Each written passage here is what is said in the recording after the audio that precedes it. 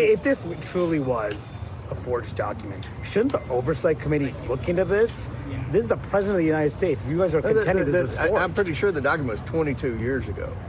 22 years ago was, I believe, when that was allegedly sent. So I don't think the Oversight Committee is going to invest in looking up something 22 years ago. That was Oversight Committee Chairman James Comer downplaying the alleged 2003 birthday letter from President Trump to Jeffrey Epstein, which was among the documents his committee obtained yesterday. Joining me now is Indiana Republican Congressman Marlin Stutzman to talk more about this and other issues. And I promise we're not going to spend the whole time talking about Jeffrey Epstein, but I do want to ask you about this. President Trump's tried to dismiss the Epstein files as a hoax.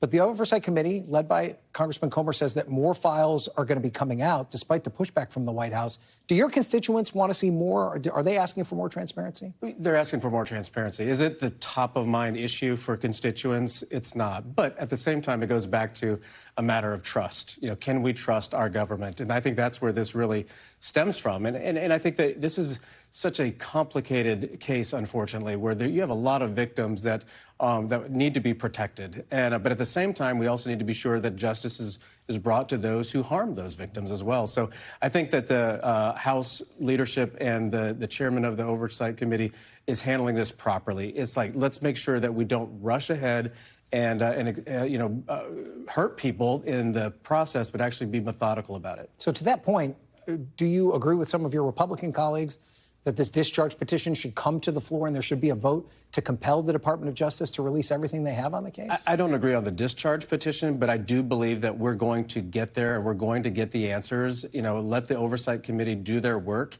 and they'll get the answers. I mean, this is a serious issue that we're all taking very seriously. And I think that Chairman Comer is doing handling it appropriately and making sure that it's he's careful as he walks through this process. All right, let me show you what Congressman Tom Massey said about your point as it relates to the discharge petition, which he's championing. Take a listen. Oh, we don't have a soundbite. Okay, but basically, what Congressman Massey is concerned about is that you need this backup, this kind of forcing mechanism to compel the Department of Justice to do this, because there could be an opportunity where the Department of Justice just kind of piecemeals information out and you don't get the full picture. Well, does that concern you at all, that you need to hold the Department of Justice accountable? I mean, yes, we do need to hold them accountable. And I do think that the process, it's playing out. It's just taking longer than what we had all hoped that it would. Information continues to come forward. Again, as I said, Chairman Comer is really the one. I mean, they're both from Kentucky. They're both good friends. This is an issue that Congressman Massey has spearheaded, but at the same time, Chairman Comer has he has better access to more information, and of course the Speaker of the House has access to information. And so it's a team effort. While they may not always agree on the call, I think that the Speaker of the House is making the right calls and moving forward carefully. Okay, let's talk about government funding now.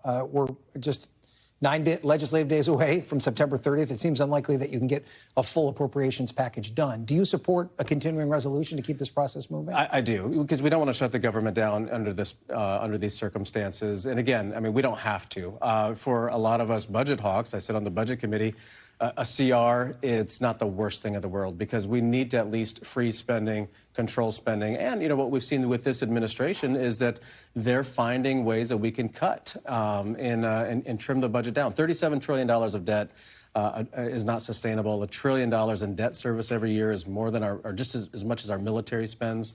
So something has to change. And so if a CR is what it takes to get us to finding more savings and let this economy grow, I think is the right call. So in order to do that, though, you need Democrats in the Senate to come along. And it's unlikely Democrats are going to agree to the type of spending cuts that you're talking about.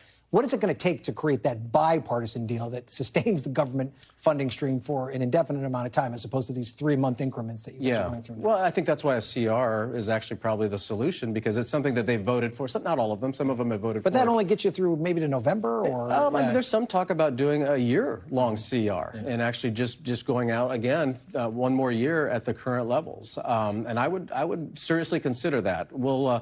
walk through this process again. It's going to take a little bit more time as leadership looks at all the options that we have working with the White House. But from a budget standpoint, I think that a CR makes sense because at the end of the day, we don't want to get ourselves into a position where we have more spending and we're not fixing the problem that many of us ran for office to do, and that's to fix the federal budget. So in that vein, I want to ask you about the Affordable Care Act tax credits, which is kind of split the Republican Party right now. Democrats absolutely want to see that extended. There are some of your House Republican colleagues, especially some in frontline districts, that believe that they should be extended as well. You call yourself a budget hawk. Yeah. I mean, where do you stand on these tax credits? Should it be part of a negotiation? You know, from a broader sense, I understand why it may be part of the negotiation. I would like to see it repealed. Right now, in fact, this is going to be a big issue for us, Ryan. I mean, part of our budget problems is just our whole healthcare industry. I mean, you know, whether it's the insurance side, whether it's the service side, we're going to have to tackle this at some point. It's just, again, it's not sustainable. It's the fastest growing item in our budget that we're going to have to deal with. And so I believe that, you know, we're learning more and more that these subsidies are just strictly coming out of taxpayer pockets and going to, you know, to other taxpayers. And this is where, you know, we're starting to see this, you know, redistricting is an issue that's coming out. And that's another issue where we're seeing states like California, New York, Illinois taking advantage of programs compared to a state like Indiana.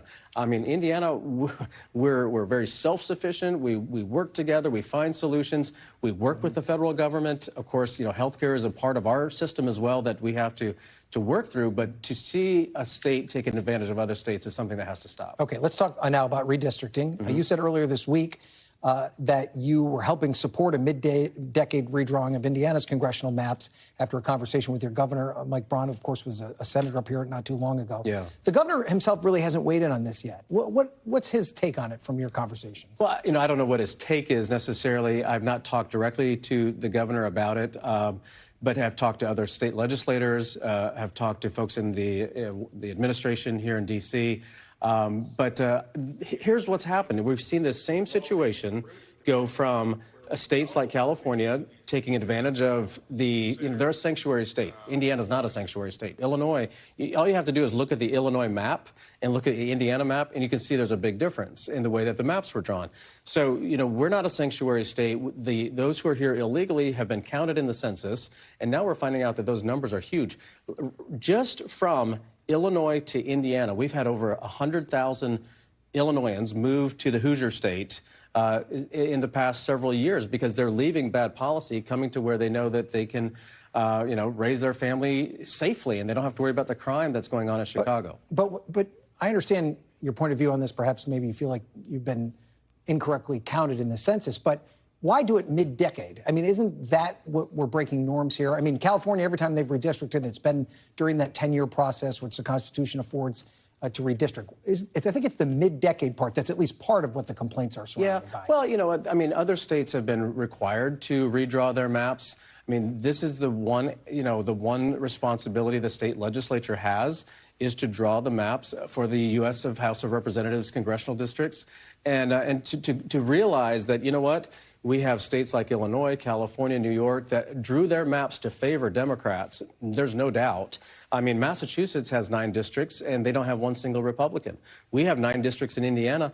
If you let a kindergarten class draw the maps, you'd probably end up with 9 Republicans. Okay. Congressman Marlin Stutzman, we're going to have to leave it there. Thank you for being here. We appreciate it. We thank you for watching. And remember, stay updated on breaking news and top stories on the NBC News app or watch live on our YouTube channel.